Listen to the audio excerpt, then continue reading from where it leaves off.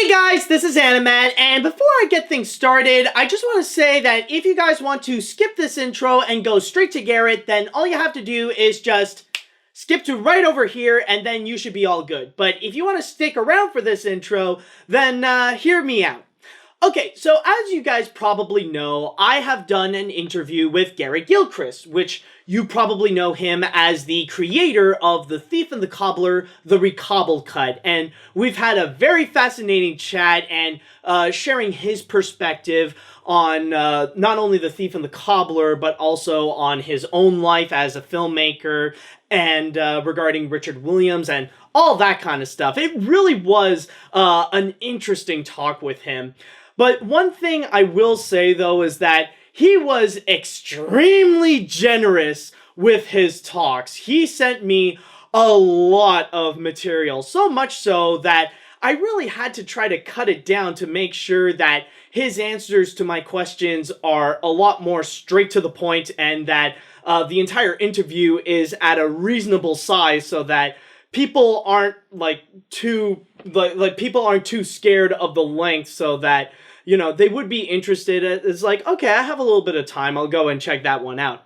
But at the same time, though, even though I did cut a lot of material, it would be a little bit of an insult if I didn't share everything that Garrett shared with me. So honestly, this is why I decided to create this. This is pretty much the second video, the completed version of everything that Garrett has shared with me throughout the interview. And by the way, yes, I am calling it the completed version and not the uncut or unedited version because, admittedly, yes, I did edit out a few things, but it is not because I wanted to take away some useless info. No. Everything that Garrett said is in here. It's just that I cut off a lot of moments that were unnecessary. I cut off long breathings, or when Garrett needed some water, or when he had to go and change some batteries, or even when he felt like he had to take some retakes to answer the question better in his own way. So those are just the little parts that I took away. We definitely don't need it. So everything is all straight to the point. This is all Garrett's answers to everything that I went and asked him, all in the exact order that he started filming and then up to when he finished off filming. So with all that said, I just want to say special thanks to Garrett for doing this with me, and also thank you guys so much for watching. So with all that said, Garrett, take it away. Hi Matt, hi everyone. I'm Garrett Gilchrist. I'm a filmmaker, writer, artist, and animator. I'm a little sunburnt right now, but I edited The Thief and the Cobbler Recobbled Cut from 2007 to 2013, and as you've probably seen, Matt has just done a YouTube series about the history of this film, and I thought I'd come on and say a few things. Matt sent me some questions, and let's talk about The Thief and the Cobbler for a while. To me, it's not just the story of a film. It's the story of an entire life. It's the story of a temperamental genius who tried to make the greatest animated film he could and failed because of the realities of the film business. It's a film that is a living, breathing character in and of itself. It's a strange and eccentric movie that's unlike anything else ever made and that reflects the personality of its creator, who wasn't like any other animator. Richard had a way of talking about this film that made it seem uniquely magical. He exaggerated, like P.T. Barnum saying he wanted to be the next Walt Disney and make the best animated movie he possibly could, no matter how long it took. I've heard the same thing from a lot of other people, how when they were kids they read about this legendary unfinished movie that this guy was spending 10, 20, 25 years on, and how it was going to be a masterpiece. Even the people who worked on the movie, they worked on it because they were in love with the idea of it. And Richard was, most of all, he believed in that idea. He idolized the great animators of the 1940s, and he wanted to become the greatest animator of all time. So he studied and learned from these Disney and Warner animators, and he was always a good artist. He won an Oscar in 1972, but by Roger Rabbit in 1988, you can see, okay, he's really become the master now. He spent about 23 years working on this film as a side project, but it wasn't until after The Rabbit that he was actually able to get funding to make it properly, because now he'd won 3 Oscars and animated the first modern animated blockbuster, so he had clout. Richard always wanted The Thief to be a huge hit and kickstart a new modern golden age of animation. Roger Rabbit wound up doing that instead. And they offered him Beauty and the Beast to direct, but he only ever wanted to make one film. He started the film again with a team of mostly young animators that he could teach as he worked, but Warner's needed him to deliver the film on time and on budget, and he'd built into his plan that he was going to go a little over. He got close. He only had 15 minutes left to go or so, but Warner Brothers, when they saw the film, they didn't like what they saw. It was too arty, too old-fashioned. I believe reels were missing. Warner's got scared and backed out. Richard was fired from his life's work. The film was finished very cheaply and very badly by Fred Calvert, and the version of The Thief and the Cobbler that you can get on video is terrible. Richard was obsessed with this movie, and when it was taken away from him, he lost his life's work, and he didn't talk about it for 20 years. Now he's known as the Master Animator, the Animator's Animator. He's written the Animator's Survival Kit, which is now the textbook for any animator. It's the best book ever written on animation. And his animation masterclasses were huge events, always sold out. People who took them became teachers themselves. A lot of the great animators today, they owe a lot to Richard, but people had never seen his masterpiece. You couldn't rent or buy or watch The Thief and the Cobbler. It didn't exist as it was meant to be seen. So that's why I spent years of my life making this version, so that people could see the movie. In 1989, 1990, I was a kid, and I loved Roger Rabbit. It's not a film that's entirely appropriate for an 8-year-old, but I was sleeping on Roger Rabbit bed sheets. I had toys and slippers, and this Comic Scene magazine, where the animator behind Roger Rabbit said he spent 23 years trying to make the best animated film that's ever been made, and that he couldn't show anything from it because he'd been ripped off before. There were always a lot of projects announced in that magazine that never actually got made. When I was about 14, though, I saw the trailer for Arabian Night in theaters, and it just looked like a bad Aladdin ripoff. But when I got home, it clicked in my head. That was from the animator of Who Framed Roger Rabbit. So that was his great masterpiece, and something had just gone horribly wrong. I was about 17 when I got the internet at home, and I looked the movie up, and I started to learn about what had happened to it. There were articles about this great movie that Richard was making and how he lost it, how it got ruined by Fred Calvert. I got in touch with a man named Eddie Bowers who had made this website, and he sent me a VHS tape, which was 6 hours in SLP quality, very low quality, but it had all the versions of the movie on it and documentaries about Richard Williams. This was 1998. So I had this night where I watched the work print in very low quality and these Fred Calvert versions like The Princess and the Cobbler. And at the end of it, I was captivated. I was crying, I think, because the work print is very incomplete and the Calvert versions are very incomplete. But if you watch them both together, it filled in a lot of blanks. The one had a lot that the other was missing. I was up all night on a school night. I barely slept because I just watched this great animated film, but it didn't exist. It only existed in your head if you'd watched these incomplete versions of the movie. So that planted the idea for the recobbled cut, because I was trying to figure out how I could show these people this movie that didn't exist, but it was 8 years before I could really do that. I was already a filmmaker in the 90s. I was a teenager making little comedy movies with my friends and doing animation and puppetry. I was trying to be like Monty Python. When we saw Star Wars: The Phantom Menace, and it was such a mess, we shot a 2-hour parody which was called The Phantom Movie. I played about 54 characters in it. I was Jar Jar and the Emperor and Anakin. And in 1999, I moved to Los Angeles to study film at USC, which was the top film school in the country. I was writing screenplays and trying to be a serious filmmaker. I'm still making films, I just don't have the money. But I made the first recobbled cut in 2000 on VHS. I didn't have any digital editing software yet. I had a Super VHS VCR and some high 8 or 8 millimeter camcorders, but I was really good with analog editing. I could hit that button within a 60th of a second to get the right frame. I cut the 3 versions of the movie together on this VHS, and that was the first recobbled cut. But only 3 people saw that because you couldn't copy it without breaking it. I knew what I wanted to do, but the technology wasn't there. We're still working with film and magnetic tape for the sound. You'd cut it with a razor and splice it together with tape at film school. But in a few years, I was shooting mini DV or Digital 8. I started editing digitally on the Avid in 2001, on Premiere, then on Final Cut Pro in 2003 or 4. I was making this feature called Gods of Los Angeles, which took me more than 3 years to finish. And this was way before YouTube and social media, and we'd share movies on VHS. I was part of an amateur filmmaking community called Rewind Video, and I'd started my own called Fast Forward Revolution. I made some little comedy movies, some with people who turned out to be bullies, and it all kind of fell apart. But I'd graduated from film school. This was like 2005, and I thought I could get some work in the film industry, become somebody's assistant or get an agent, get my screenplays out there. But the recession had already started, and the internet was already changing how you look for jobs. I was like $100,000 in college debt, and I couldn't get hired at a shoe store.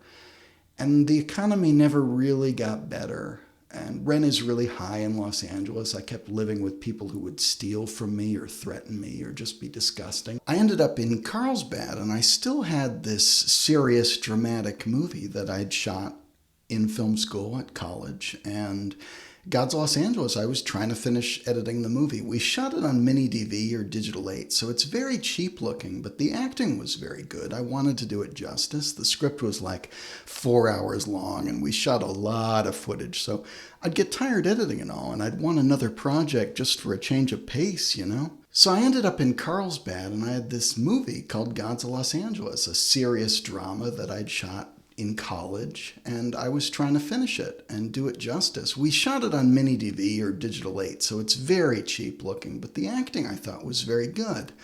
The script was like 4 hours long, and we shot a lot of footage, so I'd get tired editing it all, and I'd want another project just for a change of pace. I learned how to make DVDs, and somebody sent me some of the old documentaries about the making of Star Wars. It was a weekend, and I was sick. I'd made myself sick from working, and I thought I'd make a documentary about Star Wars, about what a mess it was when they were actually shooting it on set, and how they saved it in the editing room. The Star Wars prequels had been such a disappointment, and it was hard to still get excited about Star Wars. But when I was a kid, it was Star Wars and the Muppets that made me want to be a filmmaker. I'd watch documentaries about the making of Return of the Jedi with all those puppets and creatures, and I wanted to do that. I wanted to build a world. And later on, it was Roger Rabbit and The Nightmare Before Christmas and Terry Gilliam's Brazil and, you know, The Thief and the Cobbler. But I wanted to make a movie about how they made Star Wars, because I think that might be the best edited movie ever made. George Lucas was a very creative guy, but not a very good writer or director, and what they were able to shoot on the set was not always as good as it needed to be. But they had a good eye for editing, and George and the team really made it work in post with the music and the effects and ADR. So I edited together a movie about that, which was called Star Wars Deleted Magic, and this was a big viral hit in 2005. I did it almost as a joke on a couple of weekends, but it was all about what Star Wars had meant to me originally before all the disappointment, and people loved it. I still hear about it because a lot of people copied it. For a while, every bootlegger at every convention was selling that DVD, and people were ripping off the idea of compiling outtakes with commentary. So instead of Deleted Magic, you'd see The Cutting Floor or Lost Magic or Building Magic or whatever. A lot of people made money off that movie who aren't me. People thought I was making money. They'd call me a bootlegger. That was supposed to be my last Star Wars thing, like, I'd leave the Star Wars fandom after that. I was never really part of the Star Wars fandom, but that was all about reconnecting with why I loved Star Wars originally, but people liked it, so I restored Return of the Ewok and a few other Star Wars things, and people were asking at this forum, okay, we have the digital tools now. We can edit together a movie any way we want and make a DVD and upload it to the internet. This was all new then. So they were asking, if you could edit any movie, what would it be?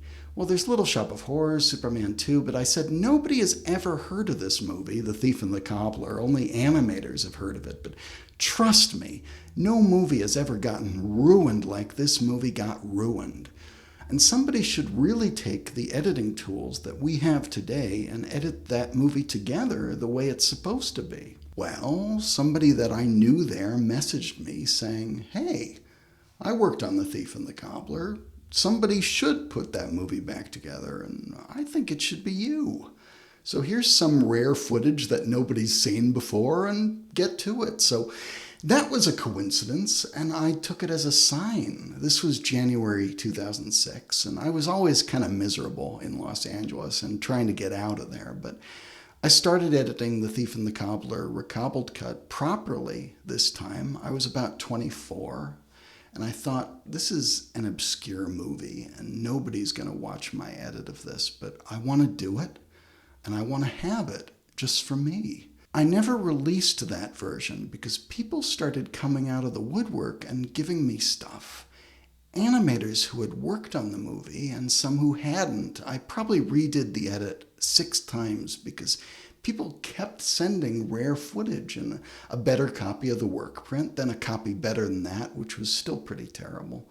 But I cleaned it up and I released the recobbled cut Mark I in April 2006, I think. But the best part was hearing people's stories. All these talented artists and very nice people, Andreas Wessel Thorhorn, Holger Lay, Tony White, Eric Goldberg, Douglas Kirk, Steve Evangelatos, and so on and so on. I realized that I was creating an archive dedicated to Richard Williams' work, and that I was writing down all these people's stories about working with Richard, because everybody had a story.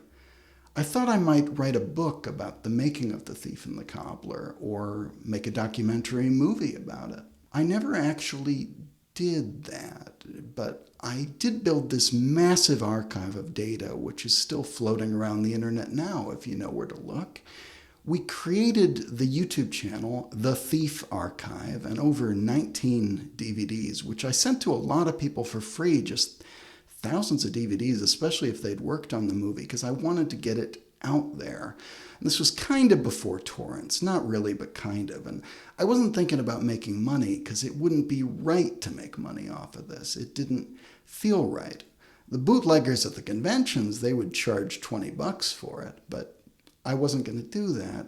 I visited Alex Williams, Richard's son, at his home, and seeing Dick's work and Dick's mother's work on the wall, it was really overwhelming. I had a DVD of my recobbled cut, and I tried to show it to him on the DVD player. It actually cropped the sides off, but I showed him the chase scene with the checkerboards and the staircase, and his eyes lit up. He said, "You know, if we could really do this." I said, "Well, I've done it. The entire movie is on this disc." He said, "Yeah, but if we could really do it." You know, people were so supportive. After a while, the joke became that everybody was supporting this and wanted this to happen except for Richard Williams. And that's the complicated part. I did the recobbled cut all over again once we'd found some 35mm film. I met an animator who had rescued 49 minutes of 35mm film from Gene McCurdy's trash at Warner Brothers. She didn't want it. Warner's didn't care. It was all early Thief and the Cobbler stuff, the scenes Richard showed to impress them and get the job making the film. And 21 minutes of it is in my edit. It's mostly Thief material, most of his adventures, everything inside the war machine. So that worked out amazingly well, since the Thief footage was heavily cut by Calvert throughout the film, and it plugged a lot of gaps. The Old Witch, too, and some of Zigzag and everyone else. And we found more film later, which no one else has. We transferred The Little Island, which was Richard's first movie from 1958, which nobody had seen, and we transferred Raggedy Ann and Andy, a musical adventure, which Richard directed in 1977 and which nobody had seen in widescreen. It's not on DVD, it's not on Blu-ray. If you've seen these movies lately, you've seen our version.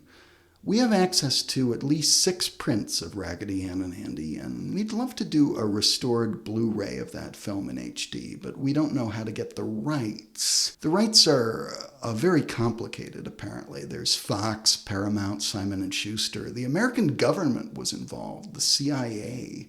Like, it was supposed to be propaganda, kind of. They wanted a big animated feature for the bicentennial in 1976 to really show what America can do. And Richard Williams used to call himself the next Walt Disney, so they hired him. They probably weren't too happy with the results, but if anyone knows how to get the rights to put Raggedy Ann and Andy out on Blu-ray, do talk to me. As a filmmaker and a writer and an artist, a lot of the stuff I've done nobody has seen, and I edited the recobbled cut thinking that 2 people would see it, but it was still the right thing to do.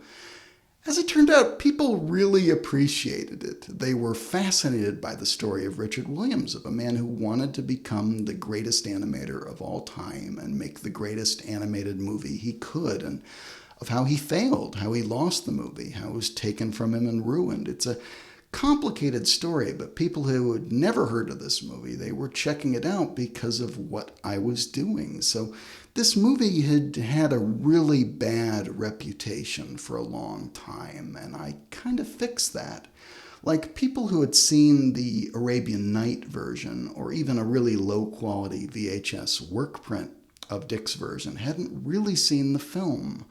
I wanted to take all those terrible quality VHS tapes and quietly replace them with a beautiful restored DVD. I wanted to make sure that people respected this movie so it could take its place in animation history. And I wanted people to remember the film the way Dick Williams would want it until it became popular and beloved enough until someone would have to officially release it on DVD in some form, which still hasn't happened. But I remembered that night when I watched 3 versions of the film in a row and filled in the blanks myself in my mind. So with the recobbled cut, I assume that my viewers are smart and can fill in the blanks. I assume I don't need to hold their hands and tell them, this is good footage, this is bad footage, Calvert did that, Williams did that.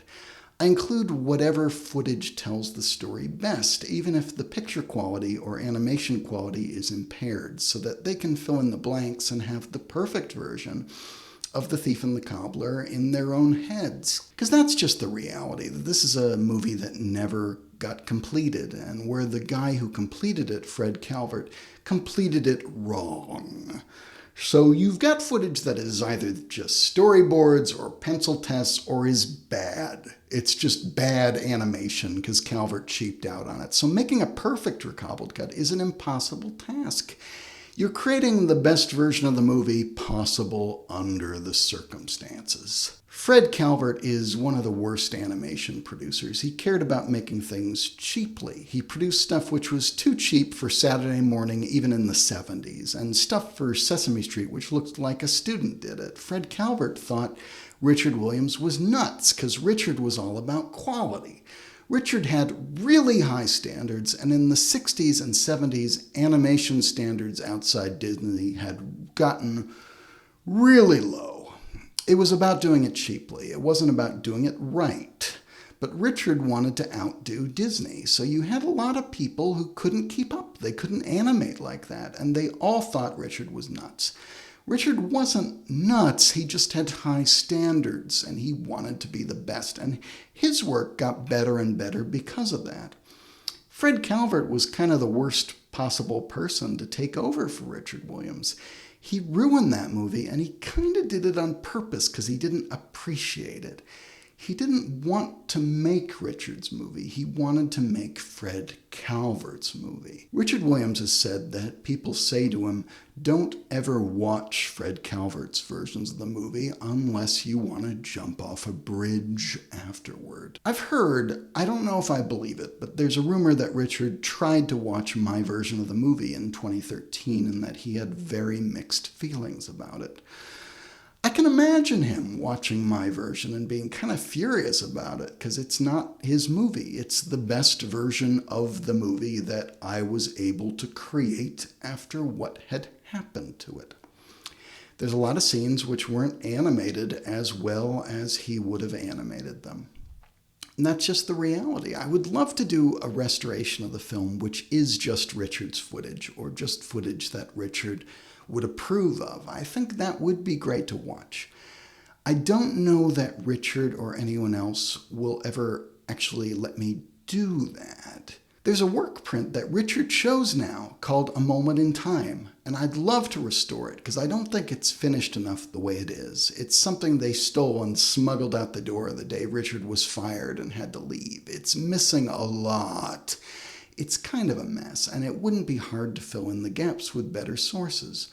Now, that might come out on video. It's not impossible. I wasn't making the recobbled cut for Richard Williams because he's got the ideal version of the movie in his head. He's the one person in the world who can see The Thief and the Cobbler the way it was supposed to be. For everyone else in the entire world, I made the best version of The Thief and the Cobbler I could under the circumstances with the actual footage. I made creative decisions which are my own. I added music, I added new scenes, new artwork, and I tried to edit the movie so that people can understand why it's good and so that they can just watch it as a movie. I spent 2 or 3 years editing the Mark IV recobbled cut. That was the HD version. We restored every single frame, and I would go frame by frame and paint out dirt and clean it up and make it presentable. I think it's the most complicated restoration ever done independently. Had a lot of help, Christoph Nass and Helga Bernhardt. 30 minutes of the movie is in HD from 35mm film that nobody else has. Richard doesn't have it. I guess he doesn't want it. And the VHS sources I cleaned up as best I could. So that was 8 years of work off and on restoring this movie. And it took me that long to understand how some scenes should be presented. The opening was really confusing, and we got Andreas Wessel-Thurhorn, one of the original animators, to do new artwork for us of the hands. And I think the Mark IV is very close to Richard's vision and as good as I could possibly make it under the circumstances. Richard is on Twitter now, and I messaged him a couple of times, and he said, "No thanks, Garrett, we're fine with things the way they are." And that is so surreal to me.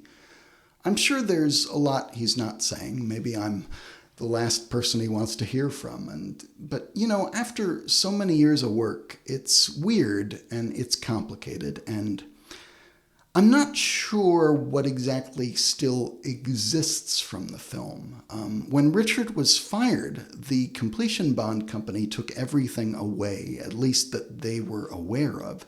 And the animation houses in Korea or elsewhere tended to throw everything away as shots were completed.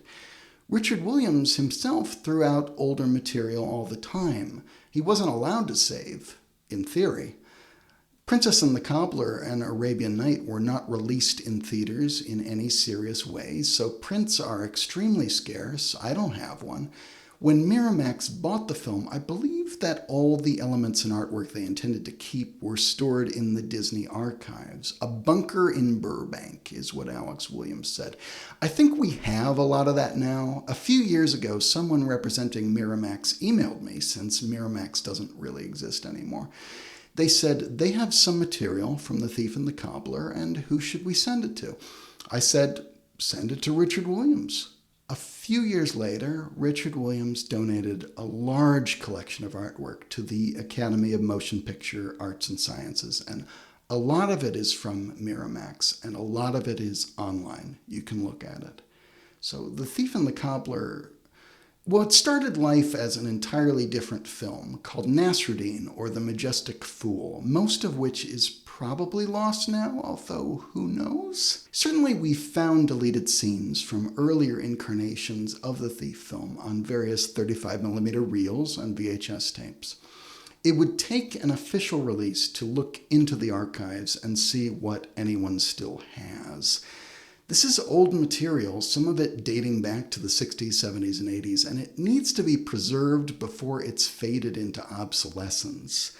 The Academy has preserved a bunch of stuff, but not enough. I'm not sure they preserved the film. In 2007 and 2008, I directed a low-budget feature film called Shamelessly She-Hulk.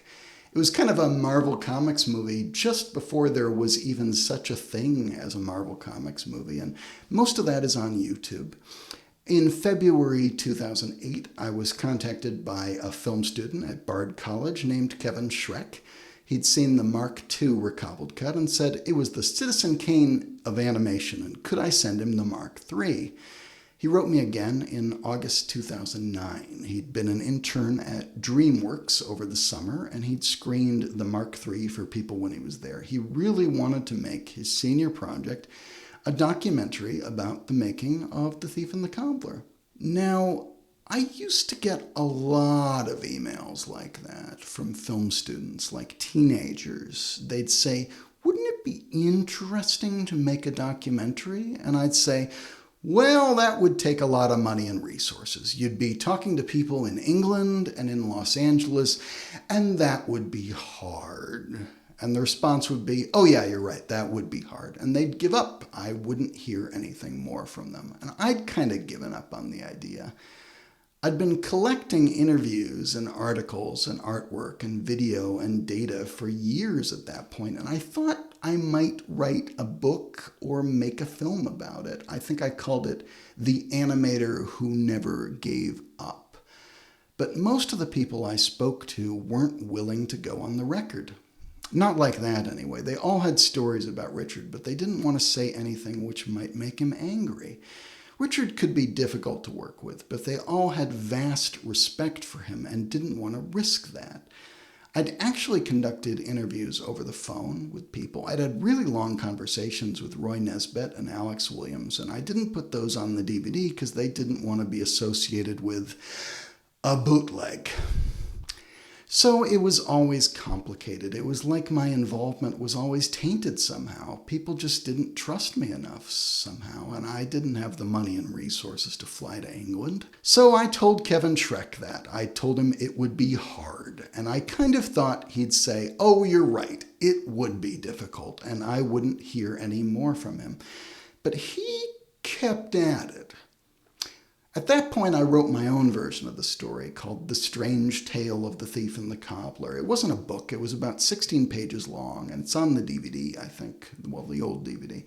I don't feel that when this story is told, it's ever told quite right. There's a lot of this story that's a matter of opinion, and people tend to have very strong opinions that don't always match the facts. I guess on some level, I still want to tell my own version of what the story is, but I also felt at that point that I'd spent 4 years of my life on The Thief and the Cobbler and that I needed to move on. So I sort of lost my right to tell that story. Kevin Schrek then did a Kickstarter to finish his documentary about the making of The Thief and the Cobbler. This was about 2010, and it got funded for a few $1,000s, and it was successful. He made the film and played film festivals with it. It's quite a good film. It's not exactly the film I would have made. I was really broke at the time, and if I'd known that I could raise $10,000 or whatever and make that movie, and I probably would have done it. I would have made my version of what that movie was, but I don't think I could have actually raised the money to make that movie. That's sort of been my problem. I'm a filmmaker, and I haven't had the money to make a movie in a while. I've been remastering my old She-Hulk movie, and I have a few film projects in the works, which I'll talk about. There's definitely some cool stuff happening, but money's been very scarce, and I've had a tough time of it. But, fair play to Kevin Schrek. Credit where credit's due. Here's what I said to Kevin Schrek. Richard Williams is as much his own enemy as he was a genius. a difficult man and brilliant and complicated. And the story of the thief is so complicated because it is Richard Williams. Complicated and impossible, and there really are no heroes here, except for the dream of making a great film, which was heroic in itself. The more I researched the story, the less clear-cut it became. More and more complicated, it's tempting to portray the heroic artist killed by the sad realities of Hollywood. But as you research the story, it becomes more and more true and also more and more false in some ways. He was a man with a dream and the voice of a self-promoter, and over time he actually became as good as he said he was. Though his early work was just as amazing in other ways for its ambition. Richard Williams is very misunderstood, and the more I learned about him, I realized he was so much more brilliant and so much more difficult than he is usually portrayed. Kevin's movie, Persistence of Vision, is very good.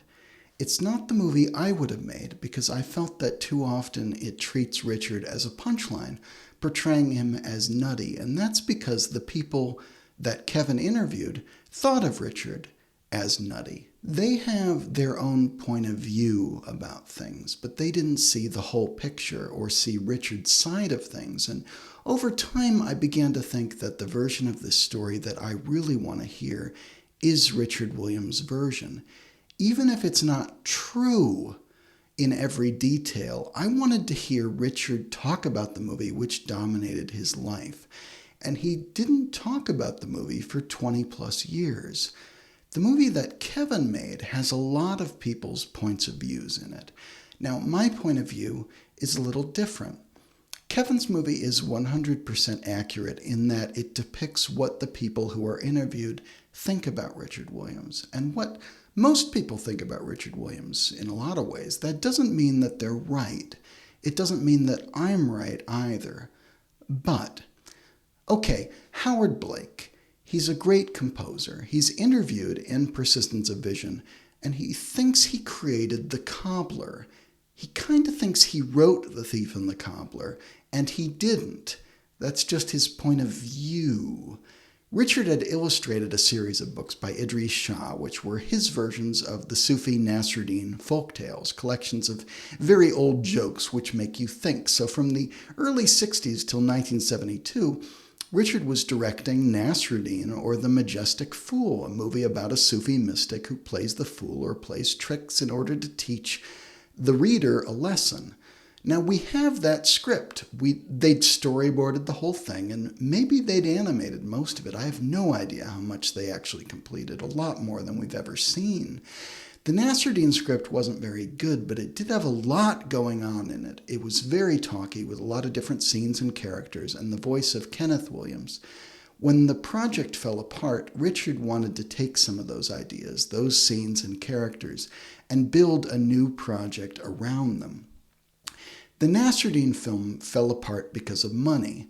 Apparently, the Shah family were demanding an unrealistic cut of the film's box office, enough to bankrupt any movie. Allegedly, Omar Shah was embezzling, stealing money out of the budget for his own purposes.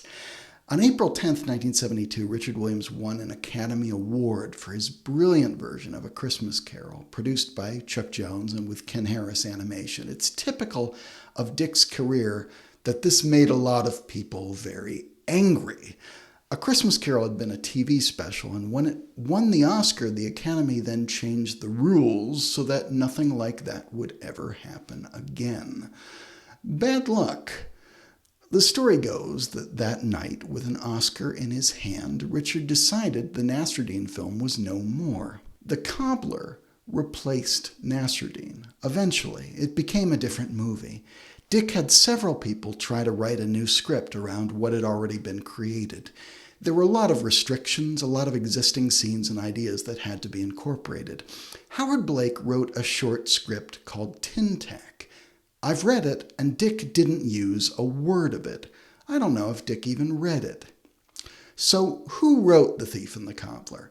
Margaret French Williams, Richard's wife at the time. She gave me a copy of the script, completed sometime before 1980. It matches the final film exactly down to the scene numbers, although with a lot more dialogue. We don't have any drafts earlier than 1980, but she would have written drafts before that too. This means that an early version of the film was storyboarded in full by the early 70s, and that a more or less final script was in place by 1980 at the latest, 10 years before production officially began. People assume that Richard had no script and no storyboards and no plan, that he was just doing it right out of his head. He wasn't. He had a script and storyboards the entire time. Storyboards that eventually got so old they had to be redone. All of our research has shown that this film was planned very carefully, years in advance. A lot of people say, well, a normal animated movie is on 2s, but Dick's movies are on 1s. That is, he draws every frame instead of every other frame. Well, the better Disney movies are on 1s as well most of the time. That's not why Dick's work was unique. It takes a little more explaining about how detailed the painting is, and the cinematography and the detail involved. He wanted his work to be high quality at a time when that was unheard of, and 1s are part of that. Money was the problem. Richard tended to do an amazing job of animating 90% of the film, but the budget was gone for the last 10%. He would accept a budget that was just a little too low and then go above and beyond, hoping that would all sort itself out, or that the money men would recognize his brilliance and put in a little more to finish it. Chuck Jones had to make sure A Christmas Carol got finished. Raggedy Ann had an American team finish the last few scenes cheaply. Disney hired an American team to do Toontown for Roger Rabbit, and on his commercials, Dick would overspend on ones he thought would impress people and underspend on ones he didn't care for so much. Another problem was Disney's Aladdin, which is a ripoff of The Thief and the Cobbler, let's be honest. Two of the legendary animators on that film, Eric Goldberg and Andreas Deja, were originally trained at Richard Williams' studio, and it shows. Disney used some of the same people and even used the same music at one point in Aladdin's work print. At that point, the reputation of The Thief and the Cobbler had become its own worst enemy. People in this industry will tell you to this day that Dick never intended to finish it at all, that he just wanted to keep working on it. That's not true, and that sort of talk is part of why Warner's got scared. It makes for a better story to portray Richard Williams as a maniac, but he wasn't, at least when it came to the production of an animated film. It's a good story to say that his perfectionism got the best of him and that he worked for 2 or 3 decades on the same movie because he was obsessed and asking for too much. But really, he had to put The Thief and the Cobbler aside as a side project for 2 decades because he didn't have the money. He wasn't working full-time on The Thief and the Cobbler for 25 years. He had a successful studio producing commercials, short films, and 2 features. His commercials were legendary. When Warner Brothers funded production of The Thief and the Cobbler, the animation proceeded at a very fast pace, normal for an animated feature, and most of what you see in the recobbled cut was animated in the 90s.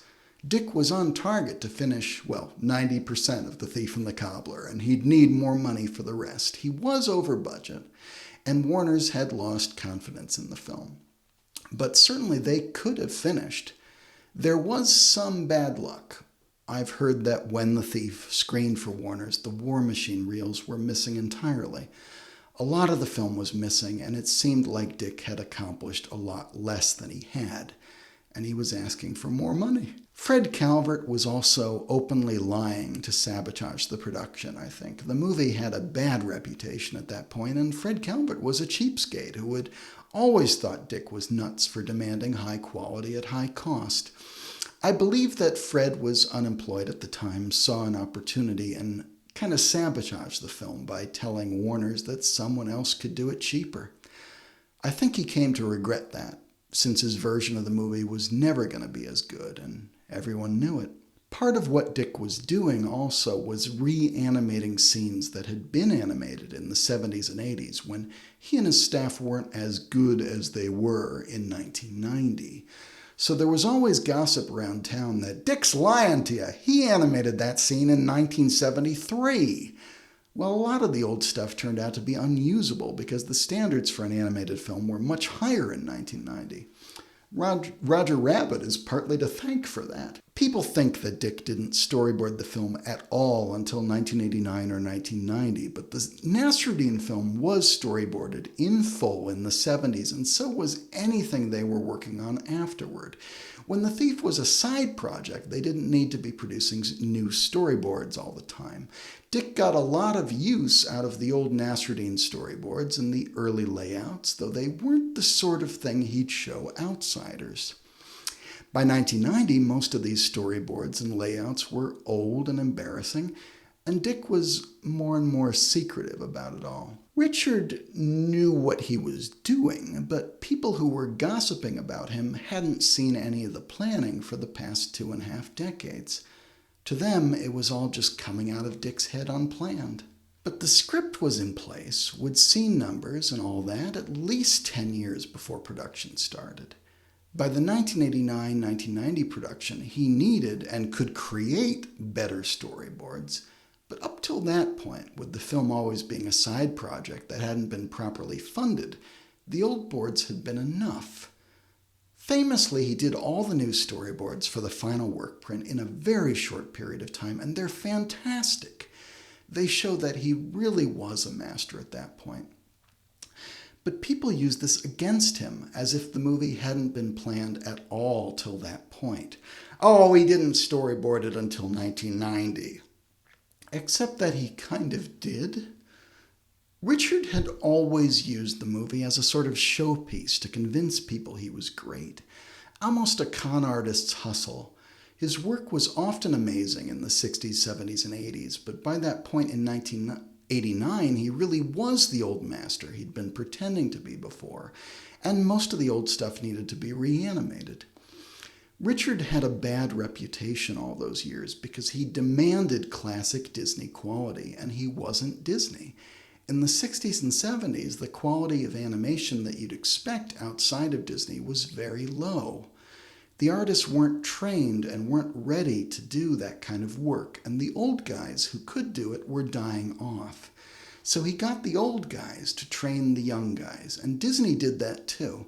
That's why the 80s and 90s Disney's films are so amazing, because the older animators trained the young animators who were raring to go, and Dick's studio was a big part of that movement. People were frustrated working with Richard, but their work improved quickly, and a lot of them started their own studios in London making commercials. The standard rose quickly, and it was a golden age for animated commercials. It's how you get from shoddy, limited 60s animation to full animation in the 90s. Richard idolized Milt Kahl, who was just as hot-tempered as him and who never taught at Dick's studio. But most of the young guys at Dick's studio in the 70s and 80s weren't ready to be Milt Kahl. Dick was surprised in 1989 to dig through Art Babbitt's old work on The Thief and discover it was mostly stick figures and unusable. Art Babbitt was a great Disney animator and their greatest teacher, but he was also an old man, and Dick couldn't see through that at the time.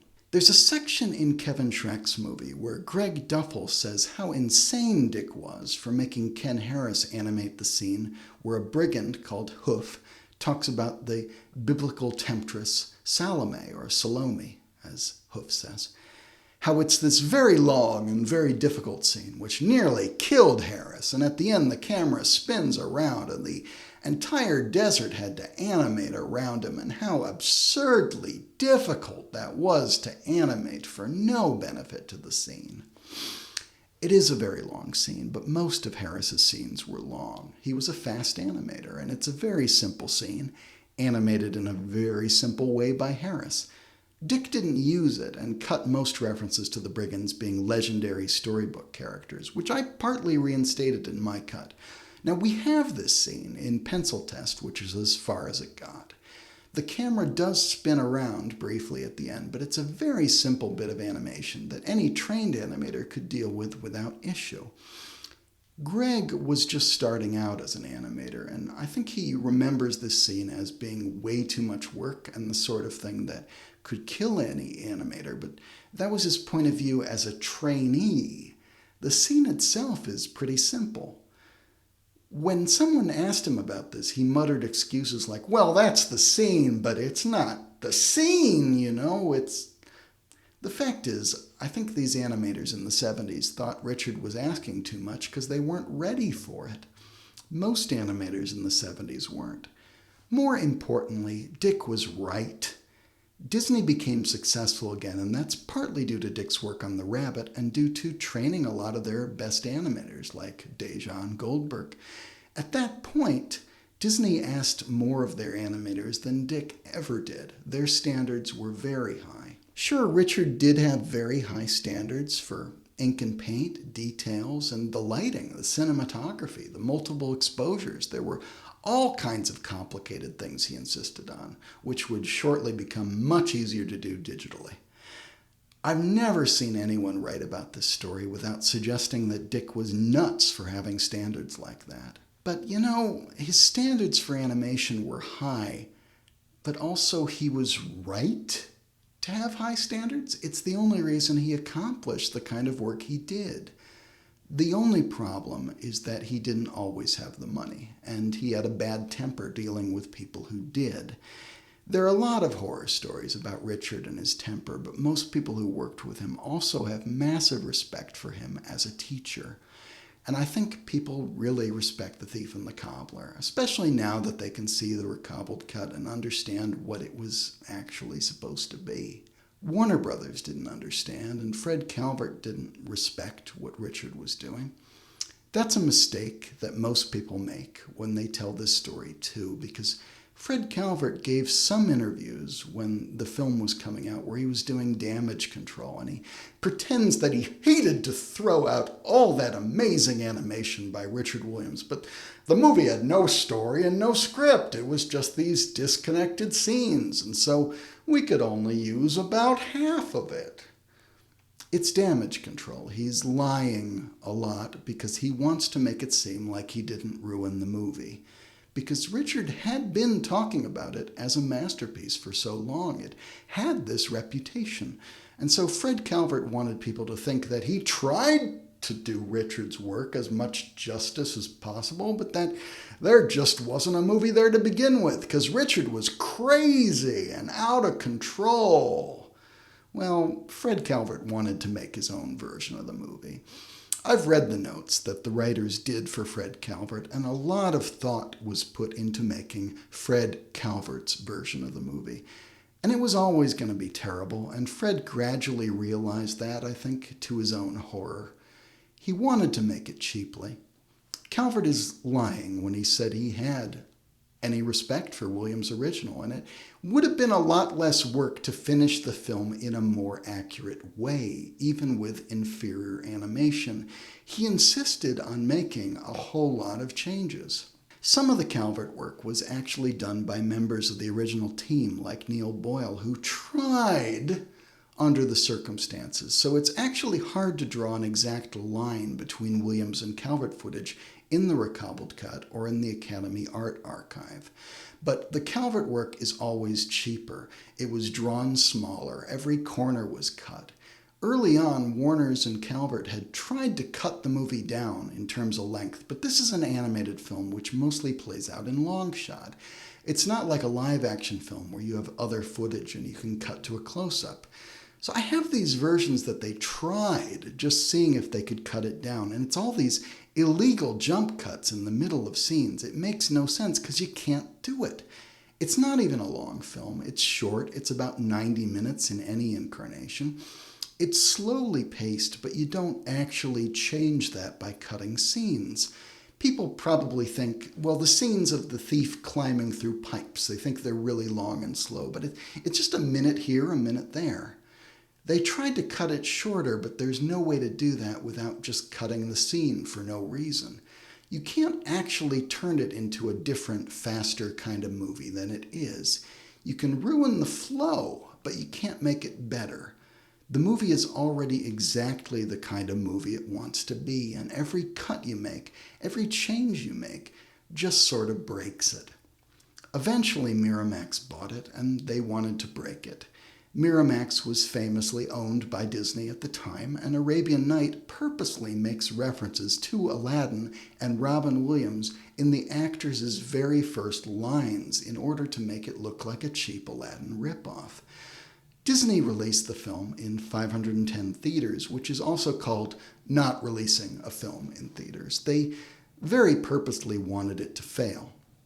I would still love to have a print of Arabian Night or The Princess and the Cobbler, because I think a 35mm print or negative of these movies is as good as this movie is ever going to look. It would be good source material. You just wouldn't listen to the audio. Here's another question. Will there ever be a Mark V of the recobbled cut? No. Unless an HD copy of the entire movie turns up, maybe. That's a 35mm print of A Moment in Time, Arabian Night, or The Princess and the Cobbler. But I'm never doing all that work over again. I actually stopped editing the recobbled cut on purpose at the end of 2013. I was taking dirt and splices out frame by frame by frame, and I'd been doing it for 2 or 3 years, and there was just a point where I needed to stop. It was as good as it needed to be, or that anyone would notice, and I needed to move on with my life like I have a life. I met Richard Williams in December 2013. He was screening his work print of The Thief and the Cobbler, A Moment in Time. I'm back in California now, but I wasn't then, and some of the fans of the movie who had supported me during this, we did a GoFundMe. They paid for me to fly out to Los Angeles and see it. I was staying with Margaret French Williams, his ex-wife, who wrote the movie for a couple days, and she was very nice about it. But on the way there, she said to me, "You know, the family doesn't want you to meet Richard." She said it very casually, and I didn't understand that this was a command, that the family did not want me to talk to Richard, that there was maybe a lot of anger there or mistrust, and no one had really talked to me about this. And me, I felt I sort of owed it to the people who had followed this project for 8 years and supported it, that I should meet Richard and that this could be the end of the story. So I said, "Hi, Richard, I'm Garrett. I've spent 8 years restoring your film." And he put his hand on my shoulder and he said, "Garrett, do your own stuff." I said, "I do. It's just not as popular as I'd like." It was awkward, and that was kind of it. Richard went out for drinks afterward with a bunch of people, not with me. As I was leaving, I think one of his family gave me a really dirty look, like they were mad at me. I went back to Margaret's, and when she found out that I had talked to Richard, she became furious and threw me out on the street. I had to get a hotel, which I couldn't afford. I can't afford much. Later in London, Richard talked about it to an audience. He said that the recobbled cut guy had come up to him. He said, "Will, I thought he might." He said something like, maybe I was just somebody trying to make money off his movie. So whoever's been talking to him about me had been mean about it and hadn't really said the truth. And he said, I guess he was quoting Louis Armstrong. He said, "Don't fuck with my hustle." I think he's very protective of the film, and I get that. It broke his heart, and he's had to make peace with it never getting finished. It was not the ending I'd been hoping for either. I don't know if people said stuff behind my back. You can't control that. I know I only ever had good intentions. I spent 8 years restoring The Thief and the Cobbler into a version that's as good as I could manage, and that means something to people. I know that I was able to rehabilitate the movie's place in animation history, because Arabian Night was a joke, and, now it's not. Now Richard talks about it again, and he shows the work print, so I think I did something good. We do have another question. Can you explain about the other works you've made? What are you currently working on now? I would love to talk about my other stuff. I've kind of talked too much already. I should really wrap this up. But I've written about 12 screenplays and a couple of novels, working on... left a novel unfinished for too long. I've mostly been working as an illustrator. I do a lot of paintings for video game covers, and I've done conventions. I do commissions, and I'm on Patreon. Right now, I have a couple of film projects I won't talk about yet because they're not done yet, but I'll talk about them next year, I think. I did do more film restoration on the side. I've restored thousands of films, lots of Muppet stuff. I had a channel called Henson Rarities, which is shut down now, but I restored the Jim Henson Hour, Little Muppet Monsters, tons of Muppet specials. They're out there somewhere. In 2007 and 2008, I was animating lost episodes of Doctor Who from the 60s. That was a project called Who Sprites, and I did learn a lot doing it, though I wish I'd gotten to do a lot more than I did. Money and time, you know. Also in 2007, 2008, I wrote, directed, edited, and did special effects for Shamelessly She-Hulk. Like I said, that's my low-budget feature film about the Marvel Comics superheroine, the sensational She-Hulk. And it was a Marvel movie just before Marvel movies were even a thing. It had a very good cast, and it's pretty popular on YouTube, 32,000 subscribers and about 19 million views. But I never actually finished editing all that footage because it was over 55 hours of footage, and most of it had to be animated frame by frame. There's a lot of special effects animation in it, and I'm amazed to this day that I put as much work into that movie as I did. It's kind of insane. But I've gone back to it. I've been remastering it, doing new effects, and editing new scenes that people hadn't seen. I wish I had more time. You can check that out. There's a 93-minute rough cut, and I do post new scenes when I have the time, but I don't usually because I'm working on other things. And right now I'm dealing with YouTube having demonetized my channel for no reason at all. They said that my channel was stolen footage. And I'm really mad about it. So my channel is kind of on hold for about a month till we figure that out. You know, when I first heard about Richard Williams, he said, I can't actually show The Thief and the Cobbler until it's done. And I have a few projects that are like that right now. I can't show you till they're done. In 2020, I think. But thank you for having me, Matt. Hopefully, I know this is long and I went on for a bit. I'm very hot and sweaty right now. And sunburnt, but I hope that was interesting to anybody. I know I did go on a bit. And thank you to people out there who care about The Thief and the Cobbler, who care about this film. Thank you for your support over the years, and I'm sure Richard Williams appreciates it too. Thank you, and I hope you have a good day, rest of your summer.